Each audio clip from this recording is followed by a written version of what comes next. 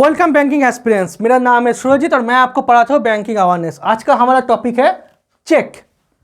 Check पढ़ने से पहले मेरे आपसे एक रिक्वेस्ट है कि भाई चैनल को सब्सक्राइब कर लो और साथ ही में अपने दोस्तों के साथ शेयर भी करो। पिछला वाला वीडियो ज़रूर देख लेना, नहीं तो आगे जाके आपको बहुत ज़्यादा प्रॉब्लम होगी। आज शायद आपको उतना प्रॉब्लम नहीं होगी, लेकिन आगे जो वीडियो जो धीरे धीरे आएगा उसके ऊपर आपको बहुत ज़्यादा प्रॉब्लम हो सकती है। तो तब तक के लिए पत्र है आपका चेक। उससे पहले मैं आपसे रिक्वेस्ट करूंगा कि भाई चैनल को सब्सक्राइब कर लेना, साथ ही में एक चैनल के नीचे लाइक भी दे देना और अपने दोस्तों के साथ शेयर भी करना। इस चैनल में आपको ई बैंकिंग अवेयरनेस के ऊपर डिटेल्स इंफॉर्मेशन मिलेगा। जो चीज़ बुक में लिखा है, गलत लिखा है, वो चीज़ मैं आपको सही तरीके से पढ़ा दूंगा, सही करके पढ़ा दूंगा और यह भी बता दूंगा कि भाई बुक में क्या गलत लिखा है। और साथ ही में दूसरे चैनल में भी आगे कोई गलत चीज़ें पढ़ा रहा है वो भी मैं आपको बता दूंगा कि भाई, क्योंकि मैं भी बहुत सारे चैनल्स फॉलो करता हूँ। तो चलो, चेक है हमारा, it's a bill of exchange issued on demand. इतना मान लो भाई, चेक है क्या? ये जो चेक जो आपको दिखता है ना रेक्टेंगुलर शेप का, ये चेक है असल में आपका बिल ऑफ एक्सचेंज का। बिल ऑफ एक्सचेंज मतलब क्या है कि भाई ये अगर आप जाकर किसी को दे रहे हो या फिर बैंक को अगर आप इशू कर रहे हो, तो बैंक में इसके ऊपर जो भी लिखा है अगर वो सारी की सारी चीज़ें वैलिड है तो उनको आपका जो चेक है वो आपको कैश करना पड़ेगा। अकाउंट में डिपॉजिट करो, हाथ में दे दो किसी को, तो चेक बाउंस हो सकता है अगर आपका गलत चीज़ है, लेकिन कुछ ना कुछ तो होगा। ये जो चेक है ये आपका बिल ऑफ एक्सचेंज का आपका एग्जाम्पल है। बिल ऑफ एक्सचेंज का मतलब ये है कि भाई ये आपका लीगल डॉक्यूमेंट्स होगा।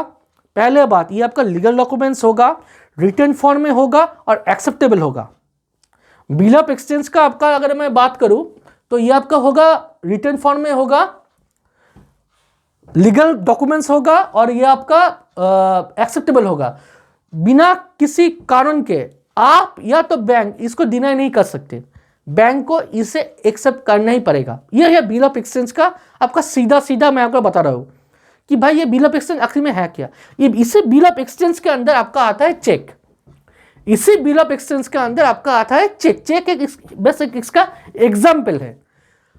चेक जो है, it's a bill of exchange issued on demand. आपको जरूरत है तभी आप इशू करोगे। ऐसा तो नहीं है कि भाई 10 रुपए के लिए आप बाजार में सब्जी खरीदने के लिए जा रहे हो और आपने एक चेक इशू कर दिया कि भाई ये ले BRS चेक ले ले 10 रुपए का, उधर से जाकर आप कैश करा ले। पागल तो हो नहीं। तो इशूड ऑन डिमांड, और वो भी सही डिमांड पे, उल्टा सीधा डिमांड पे नहीं। ये आता है आपका negotiable instrument cheque. Negotiable instrument जो भी है आपका, मतलब ये नेगोशिएट नहीं हो सकता। ये नेगोशिएट नहीं हो सकता। नेगोशिएबल इंस्ट्रूमेंट का मतलब क्या है भाई? ये नेगोशिएट नहीं होगा। ऐसा नहीं है कि भाई कुछ भी करो इसके साथ। आपने एक क्रॉस चेक दे दिया और मैंने एक दोस्त को एक क्रॉस चेक दिया, उस बंदे ने जाकर अपने अकाउंट पे डिपॉजिट किया और बैंक वाले ने ऐसा किया कि किसी और के अकाउंट में पैसे को आपका क्रेडिट कर दिया। ऐसा नहीं होगा। जिसका नाम लिखा होगा उसी के अकाउंट पे डिपॉजिट होगा, या तो डिपॉजिट होगा या तो कैश देगा, वो अलग बात है। उल्टा सीधा नहीं होगा, मतलब ये नेगोशिएट नहीं होगा। आप ऐसे ही नहीं कि जिसको भी मन चाहे आपने दे दिया, ऐसा नहीं होगा, तो नेगोशिएट नहीं होगा। इंपॉर्टेंट पॉइंट है आपका, चेक जो है आपका सेक्शन 6 के अंदर आता है। नेगोशिएबल इंस्ट्रूमेंट एक्ट सेक्शन 6 के अंदर आपका चेक आता है। इंपॉर्टेंट पॉइंट है आपका, draw a line through unused page, always record details of cheque etcetera. मतलब मान लो इंपॉर्टेंट बस क्या है भाई, चेक आप कैसे यूज करोगे। पहली बात, आप जब भी लिख रहे हो पैसा वगैरह, उसके बाद आप एक ऐसा जो तो मान लो कि आपका ये घर है, आप इधर लिख रहे हो कि भाई 15,000, तो इसके बाद ऐसे आप दे दो ताकि कोई और कुछ ऐड ना कर सके। ऐसा हो सकता है कि भाई आप ये देना भूल गए और उसने एक और जीरो लगा दिया। हो सकता है कि भाई उसने एक और जीरो लगा दिया।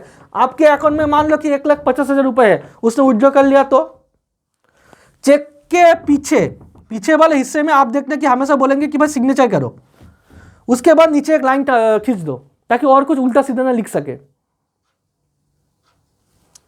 अगर आपका BRS चेक है, ऑर्डर चेक है, भाई तभी आप कैश कर रहे हो, पैसे ले रहे हो, तब आपको जरूरत नहीं है। लेकिन अगर किसी और काम के लिए दे रहे हो तो बीच में एक लाइन खींच दो सिग्नेचर के बाद। ऑर्डर चेक का आपका जो बुक मिलेगा ना, उस बुक में आपको देखना है रिकॉर्ड का भी एक पेज होता है। वहां पर आप हमेशा रिकॉर्ड रखो कि भाई चेक नंबर वगैरह सब कुछ नोट कर लो ताकि कोई गलती ना हो। आपने इशू किया, बैंक ने बाउंस कर दिया, क्यों बाउंस किया, उसके ऊपर भी बहुत सारे इंफॉर्मेशन है। किसी दूसरे ने उसका मिसयूज किया तो भी आपको मिलेगा कि भाई मैंने किसको इशू किया था ये चेक, वो भी आपको मिलेगा। Cheque not accepted and return why? Funds insufficient, drawer signature incomplete, ineligible, differs, manually stop by drawer. मतलब मान लो कि भाई अकाउंट पे पैसा ही नहीं है, आपने किसी को चेक दे दिया, आप खुद चले गए चेक लेकर, अपनी चेक लेकर, अकाउंट पे पैसा नहीं, ऑटोमेटिकली चेक बाउंस होगा, ऑटोमेटिकली चेक बाउंस होगा। आपने गलत साइन कर दिया, गलत जगह पे साइन कर दिया, गलत साइन कर दिया, उल्टा सीधा लिख दिया, विथड्रॉ कर लो 1,000 रुपये, लिख दिया 1,00,000 रुपये, आपके अकाउंट में 1,00,000 रुपये है ही नहीं, 10,000 रुपये पड़े हैं मान लो। ऐसे चीज के लिए आपका चेक जो है नॉट एक्सेप्टेड, रिटर्न तो नहीं, बाउंस भी हो सकता है। पार्ट इस क्या है, चेक में आपको तीन चीज सुनने के लिए मिलेगा, वो है आपका ड्रॉयर, ड्रॉई एंड पेई। ड्रॉयर वो बंदा है, मान लो ये मैं हूं और ये आप हो, और ये आपका है बैंक, ये है आपका बैंक। मैंने आपको एक चेक दिया, तो आप हो पेई और मैं हूं आपका ड्रॉयर, और बैंक के पास ये ले जा रहे हैं चेक को कैश करने के लिए या तो अकाउंट में क्रेडिट करने के लिए, तो बैंक बन गया आपका ड्रॉई। ये है भाई आपका सीधा कॉन्सेप्ट, मैं हूं ड्रॉयर, आप हो पेई और बैंक है ड्रॉई। मैंने एक चेक पे सिग्नेचर किया, मैंने एक चेक इशू किया, आपको दे दिया, तो मैं बन गया ड्रॉयर। आपको पैसा मिलेगा, अकाउंट पे मिलेगा, कैश पे मिलेगा, कैसे भी करके मिलेगा, लेकिन मिलेगा। तो आप बन गए पेई और बैंक आपको पैसा दे रहा है। ऐसा तो नहीं है कि भाई चेक लेकर आप मंगल ग्रह चले जाओगे, बैंक में ही जाओगे। तो बैंक बन गया आपका ड्रॉई, DRAWE। ये है आपका कॉन्सेप्ट, ये आपका समझ लो, एग्जाम में आपका आ सकता है, ड्रॉयर, ड्रॉई और पेई। चेक का स्पेसिफिकेशंस क्या होगा, सेफ है, सेफ नहीं भी हो सकता है, सेफ नहीं भी हो सकता है। आप बोलोगे कि साहब तो लिखा है, क्योंकि सेफ ही होता है, आप उल्लू तो हो नहीं कि आप उल्टा सीधा लिख के दे दोगे, तो इसीलिए मैंने लिखा है कि भाई सेफ है, सेफ नहीं भी हो सकता है। सिक्योर है, अगर आप सिक्योर कर लो तो, अगर आप उल्टा सीधा कर रहे हो तो भी सिक्योर नहीं होगा। मान लो आपने BRS चेक इशू कर दिया और ऊपर से आपने ठीक से फिलअप भी नहीं किया। मान लो आपने एक BRS चेक दे दिया,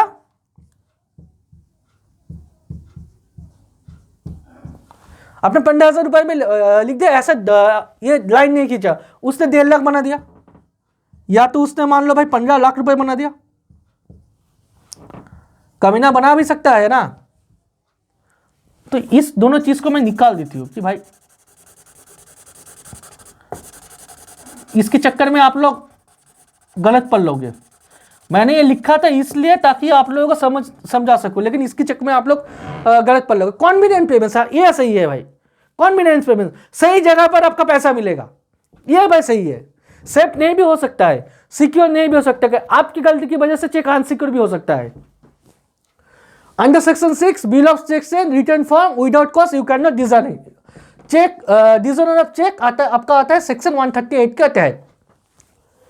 बैंक में आप गए, आपके बैंक में सब कुछ सही है, मतलब आपने चेक बराबर से फिलअप किया है, साइन भी बराबर से किया है, आपके अकाउंट में पैसा भी है, कोई भी कॉज नहीं है कि भाई आपका चेक आपका वापस कर दिया जाए या फिर चेक आपका बाउंस कर दिया जाए।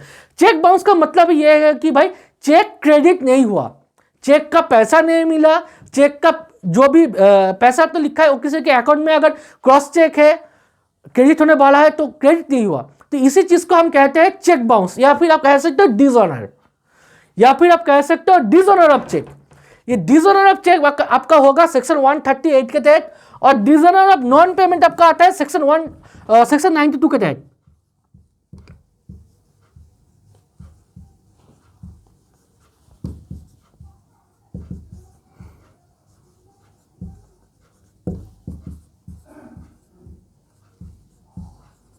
डिसऑनर ऑफ नॉन पेमेंट आपका आता है सेक्शन 92, और डिसऑनर ऑफ चेक आपका आता है सेक्शन 138। और भी है, जनरली क्रॉस चेक आपका आता है सेक्शन 123, और स्पेशली क्रॉस चेक आपका आता है सेक्शन 124। वो भी मैं आपको पढ़ाऊंगा, वो लिखा हुआ है, अभी शायद मैंने चिपकाया नहीं है। चलो, चेक का आपका बहुत सारा फॉर्म होता है, उसमें से पहले आपका होता है ओपन चेक। ओपन चेक का मतलब क्या है, not cross cash over the counter. मान लो बहुत सारे चेक कि अगर आप पास में जाओगे,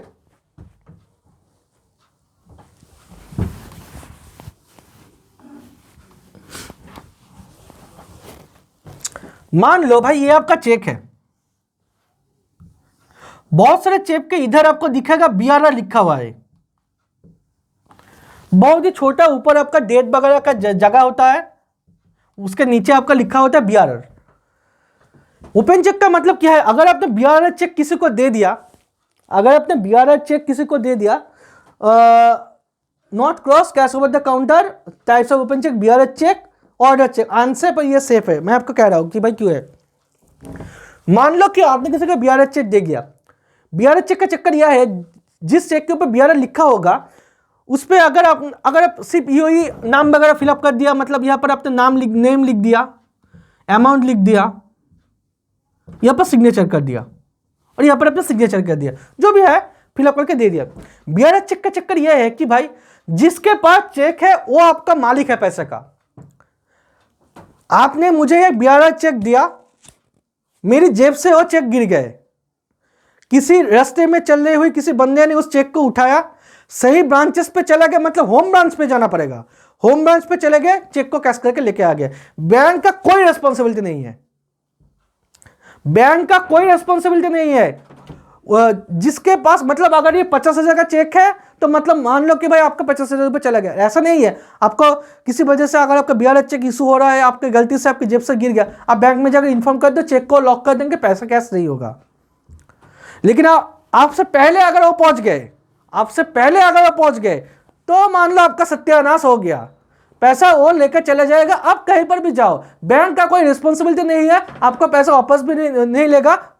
हो सकता है कि पुलिस केस वगैरह हो, वो अलग बात है, लेकिन इसमें बैंक का कोई रिस्पॉन्सिबिलिटी नहीं होगा। तो ये पूरा का पूरा अनसेफ फॉर्म में होता है BRR चेक। ऑर्डर चेक आपको होता है सेफ फॉर्म में।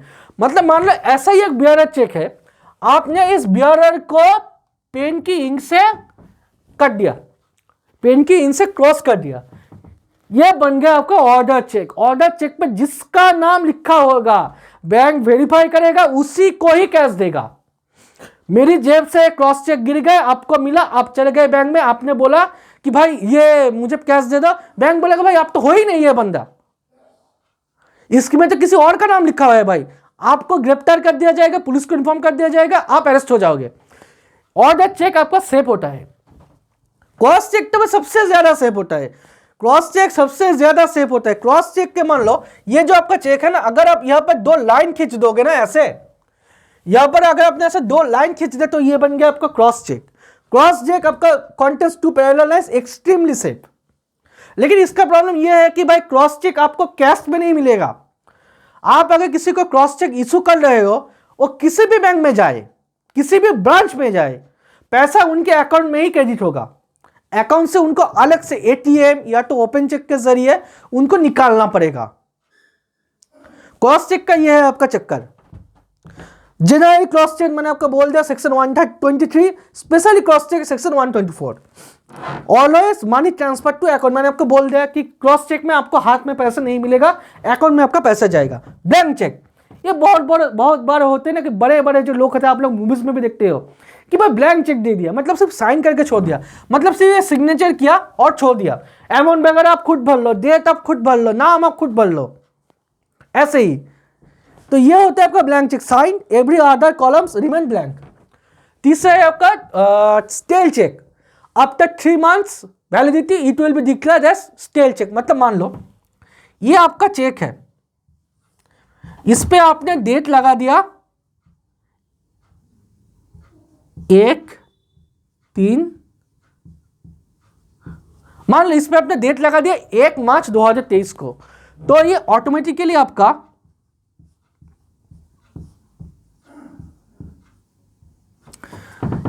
1 जून 2023 से ये आपका स्टेल चेक बन जाएगा।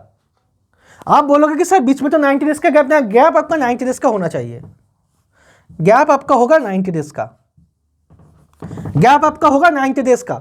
आप बोलोगे कि सर 90 डेज तो नहीं है, ये तो 92 डेज का है। मैं बस यही पढ़ाने के लिए आपको बोल रहा हूँ। 90 डेज को अगर आप कैलकुलेट करोगे तो आपका 3 महीने बाद, एग्जैक्टली 90 डेज के बाद उसको हम स्टेल चेक कहेंगे। यहां पर आपने एक चेक इशू कर दिया 1 मार्च 2023 को, 01/03/2023 को। उस बंदे ने उस चेक को 3 मास तक कैश नहीं किया, 3 महीने मत चले गए 1 जून 2023 को, तो उसको पैसा नहीं मिलेगा, ये स्टेल चेक बन गया है। कुछ कुछ बुक्स में ये लिखा होता है कि भाई ये 6 महीने बाद होता है, 6 महीने बाद नहीं होता, 3 महीने बाद ही होता है। बुक में जो लिखा है वो गलत लिखा है, जो पढ़ा रहा है वो भी गलत पढ़ा रहा है। ये 3 महीने बाद ही होगा, पहले बहुत पहले ये 6 महीने था, अभी भूल जाओ, अभी 3 महीने हैं। ऐसा नहीं है कि भाई 3 महीने जाएगा और 3 महीने जाएगा, वो ऐसा नहीं है। आपने कोई भी दिन इशू कर दिया, 90 दिन हो गए मतलब वो स्टेल चेक बन गया भाई, सीधा सीधा। अब तक 3 months validity, it will be declared as stale cheque after expiry. Mutilated cheque, torn और डैमेज्ड। टॉर्न और डैमेज, मान लो कि एक चेक है, उसके ऊपर आपके बच्चे ने ड्राइंग बना दिया, थोड़ा हिस्सा फाड़ दिया, आपका मिट्टी में पूरा गंदा हो गया, थोड़ा हिस्सा निकाल लिया, सेलोटेप चिपका दिया और कुछ ड्राइंग वगैरह बना दिया, कुछ भी बना दिया, मतलब चेक का सत्यानाश कर दिया। हो सकता है कि बैंक उसको ऑनर करे, ऑनर करे मतलब चेक एक्सेप्ट कर ले, उस चीज को हम कहेंगे म्यूटिलेटेड चेक। नहीं भी कर सकते हैं, मैनेजर नहीं है, होगा ही होगा, नहीं भी कर सकते, उनकी मर्जी। अगर आपका सर रिश्ता अच्छा है तो कर लेंगे, अगर नहीं है तो नहीं करेंगे। पोस्ट डेटेड चेक, बियर से date later than the date of issue, मतलब मान लो आज का तारीख है आपका 1/3/2023, मान लो मैंने 10 दिन बाद का एक इशू कर दिया चेक पहले से ही। अभी आप मान लो कि भाई, अब मान लो कि आज आपका तारीख है 26, मान लो आज आप कि आज का तारीख है आपका 26 मार्च। मैं अगले महीने कहीं जा रहा हूं, कहीं घूमने के लिए जा रहा हूं, किसी बिजनेस के सिलसिले के लिए जा रहा हूं। तो इस बीच मेरे जो वर्कर्स है, मेरे जो एम्प्लॉयज है, मैं उनको क्या करूंगा कि भाई आपको तो सैलरी चाहिए, उनको तो मुझे 1 तारीख को सैलरी देना पड़ेगा, तो मैं क्या करूंगा, उनको 1 अप्रैल का एक चेक बनाकर दे दूंगा। उनको मैं 1 अप्रैल का चेक बनाकर दे दूंगा कि भाई मैंने आपको चेक देकर जा रहा हूं, आप 1 अप्रैल से 1 अप्रैल या तो उसके बाद बैंक में जाना और जाकर चेक को कैश करा लेना, तो आपको सैलरी मिल जाएगा। इसी चीज के काम के लिए, मतलब बिजनेस के लिए ये चेक आपका मेनली यूज होता है। बिजनेस के लिए मेनली आपका ये यूज होता है। 26 मार्च को मैंने इशू कर दिया, 7 दिन बाद का चेक, 6 दिन बाद का चेक मैंने 26 मार्च को इशू कर दिया। इसी चीज को आपको कहते हैं पोस्ट डेटेड चेक। एंटीडेटेड चेक उल्टा है, मान लो कि इस महीने का मैंने उन लोगों को सैलरी नहीं दिया, मान लो आज 26 मार्च है, तो मैंने क्या किया कि भाई मैं तो तुमको महीने सैलरी देना भूल गया, सॉरी भाई, अब ऐसा करो कि भाई ये 1 मार्च का चेक ले लो। आप बोलोगे कि सर आप तो 26 मार्च का भी इशू कर सकते हो, बिजनेस में ये बहुत ज्यादा प्रॉब्लमेटिक है, तो वो लोग क्या करेंगे कि भाई 1 मार्च का चेक इशू कर देंगे। ये बिजनेस के लिए यूज होता है सबसे ज्यादा एंटीडेटेड चेक। ये cheque issued on past date, gift cheque, cheques offering on occasions like birthday, weddings etcetera. Gift में अपने दोस्तों को दे दिया, कुछ चेक वगैरह साइन करके आपने एक ऑर्डर चेक दे दिया, कि भाई जा तो बैंक से जाकर पैसा ले, बियर चेक तब दोगे नहीं, ऑर्डर चेक देगो। तो ये जो आपने ऑर्डर चेक दे दिया, उसी चीज को हम कहते हैं गिफ्ट चेक। ट्रैवलर्स चेक भाई बहुत ही काम का चीज है। जो लोग हमेशा ट्रैवलिंग करते रहते हैं, यहां से उधर बिजनेस के लिए जा रहे हैं, ट्रैवलिंग के लिए जा रहे हैं, टूर के लिए जा रहे हैं, कोई किसी भी चीज के लिए, आपको कहीं से भी पैसा मिल जाएगा भाई। अगर आपके पास ट्रैवलर्स चेक है तो आपको कहीं से भी पैसा मिल जाएगा। ये आपका एक बहुत ही ज्यादा आपका क्या बोलूं, एक सुविधा होती है, मतलब एक पॉजिटिव साइड होती है इस चेक का। यह होता है एक ट्रैवलर्स चेक। एमआरसीआर चेक्स मैं आपको पढ़ा रहा हूं, चलो एमआरसीआर चेक्स मैं आपको पढ़ा रहा हूं, ये मैंने आपको पढ़ाया नहीं, मैं आपको पढ़ा रहा हूं, चलो।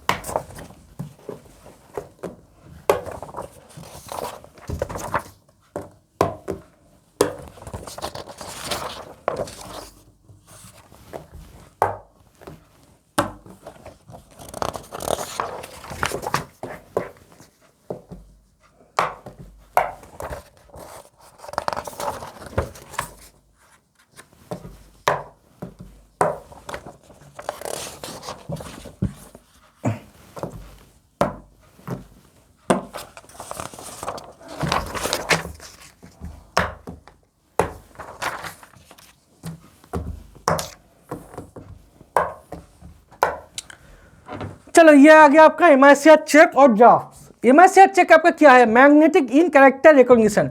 बहुत सारे चेक्स ऐसे होते हैं ना कि आप मशीन में जाओगे, दे दोगे तो आपका तभी आपका रिसिप्ट कॉपी निकल जाएगा। चेकअप क्लियरेंस के पहले बहुत ज़्यादा टाइम लगता था। चेकअप क्लियर करने को क्लियरिंग हाउस में जाना पड़ता था, बहुत सारे फॉर्मेलिटीज क्लियर करने को पड़ती थी, उसके बाद आपको चेक का जो भी है आपको क्लियरेंस करना पड़ता था। इसी चीज़ को स्पीड अप करने के लिए आपका लाया गया MICR cheque, magnetic ink character recognition. इस चेक में नीचे एक आपका, जैसे कि ATM का पीछे आप देखते हैं काला हिस्सा होता है, वहाँ पर मैग्नेटिक टेप होता है, उसको आप स्वाइप करोगे तो उसी को आपका जो मशीन है उसको आइडेंटिफाई करता है। अभी तो सिम वगैरह भी लगा दिया, वो अलग बात है। चेक में भी आपका नीचे एक आपका मैग्नेटिक, एक मैग्नेट का आपका परत होता है, magnetic ink character recognition. Machine में आप जैसे ही आपका MICR मशीन में, MICR चेक का जो मशीन है उसमें आप जैसे ही ये चेक डालोगे ना, वैसे ही मशीन ही एक्सेप्ट कर लेगा कि भाई ये MICR चेक थे, तभी आपका ये चेक क्लियर हो जाएगा। To speed up the process, to speed up cheque clearing process, both local and intercity cheque introduced by RBI, check processed on MICR machine for fast clearance, printed on magnetic ink। यही है आपका MICR cheque. Bank draft, इससे bill of exchange, cheque की जैसे ही ऐसे bill of exchange है, ordered by a bank to its branch or another branch to repay specific sum of money to a specific person. किसी एक को पैसे देने के लिए बैंक खुद ही ये इशू करता है, खुद ही किसी पर्सन को कहते हैं कि भाई मैंने आपको ये बैंक ड्राफ्ट इशू कर दिया, आप मेरी इस ब्रांच से पैसा ले लो या दूसरी ब्रांच से जाकर पैसा ले लो, ये बैंक इशू करता है। Service charges taken, difference between demand draft and cheque. ये सवाल आपको बहुत ज्यादा खटकेगा कि भाई डिफरेंस क्या है चेक और डिमांड ड्राफ्ट का। डीडी और डिमांड ड्राफ्ट और चेक का डिफरेंस क्या है? इशूड बाय इंडिविजुअल, मतलब चेक आप कोई भी पब्लिक इशू करता है, लेकिन डिमांड ड्राफ्ट आपका जो है ना बैंक इशू करता है, आप इशू नहीं करते, बैंक इशू करते हैं जो आपका डीडी डिमांड ड्राफ्ट। चेक में भी बियरर ऑर्डर, लेकिन DD always order. Cheque bearer भी हो सकते हैं, ऑर्डर भी हो सकते हैं, मैंने आपको पढ़ा दिया बियरर ऑर्डर क्या है, लेकिन दीदी हमेशा आपका ऑर्डर ही होगा। बियरर का मतलब क्या है कि भाई अनसेप है, जिसके पास चेक है वही उसका मालिक है, कोई वेरीफाई वगैरह नहीं होगा। बियरर चेक मिल गया, आपने बियरर चेक इशू किया, होम ब्रांच पे चला गया, पैसा लेके चला गया भाई। Drawn by bank on account holder, मतलब बैंक का जो अकाउंट होल्डर है वो खुद इसको आपका ड्रॉ वगैरह करते हैं, मतलब जो भी फिलअप वगैरह करने हैं और साथ ही में जिसको इशू करना है, पैसा किसको उठाना है। लेकिन ये drawn by branch of a bank और another branch of the same bank, ये बैंक इशू करते हैं किसी दूसरे ब्रांच के लिए या अपनी ब्रांच के लिए। ये है आपका DD. In case of cheque bounce, cheque bounce अगर होगा तो क्या क्या होगा? बैलेंस इनसफिशिएंट और for any other cause if the cheque is not clear then it will be declared as bounce of cheque. Account में बैलेंस नहीं है, आपने गलत साइन कर दिया, साइन नहीं किया, कलम छोड़ दिया, तो सही से पैसा नहीं भरा, उल्टा सीधा पैसा लिख दिया, कुछ पीछे आपने साइन नहीं किया, कुछ भी हो सकता है जिसकी वजह से आपका ये चेक बाउंस हो गया, चेक क्लियर नहीं हुआ। ये जो चेक क्लियर नहीं हुआ इसी चीज को हम कहते हैं bounce of cheque. Bounce of cheque will allow the bank to deduct service charges from both sides. मैं आपको पढ़ा रहा हूँ कि क्या है। After second time the payee can put a case against the drawer. मैं आपको पढ़ा रहा हूँ कि भाई मान लो ये मैं हूं, ये मैं हूं और ये आप हो, मैंने आपको एक चेक दे दिया, आप चले गए बैंक के पास, बैंक ने इस चेक को आपका बाउंस कर दिया,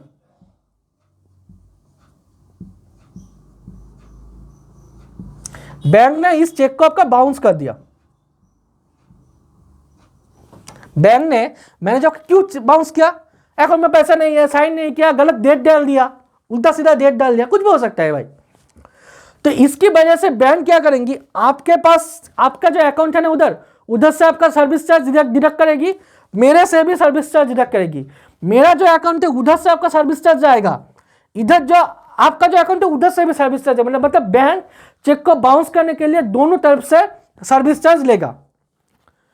आप तो गुस्सा हो जाओगे, आप मुझे कॉल करोगे कि भाई आपने ये उल्टा सीधा चेक क्यों दिया।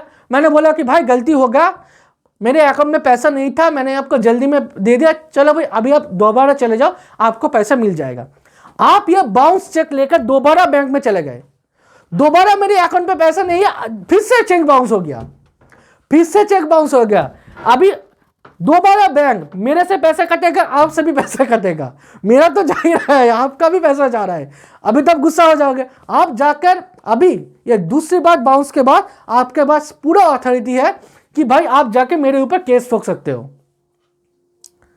दूसरे बार चेक बाउंस के बाद आपके पास पूरा अथॉरिटी है कि भाई आप जाके मेरे ऊपर केस ठोक सकते हो।